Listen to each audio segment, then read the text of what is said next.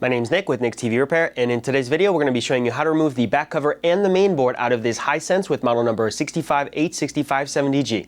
First thing we're going to do is lay the TV screen facing flat on our workbench. Next we're going to remove the screws from the back cover. And I have a plastic screw over here that's a little different, so we'll keep that one separated. Now this piece of the cover should come off.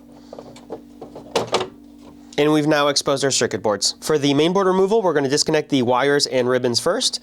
We're going to go ahead and press on the top latch here for these wire connectors and wiggle them out gently. For these ribbons, we're going to want to lift up the latch and then wiggle out the ribbon. We want to be very gentle here. Then same as our first connector, we're going to press down on the top latch mechanism. Same here.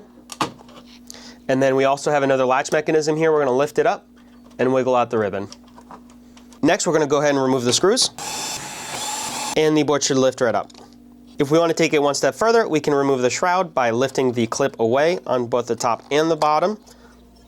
And here we are. If you're interested in finding out exactly how we fix this circuit board, you can check out this video next. Otherwise, if you're interested in sending it in for us to fix it for you, we will have links to our flat rate services, and that will be in the video description down below.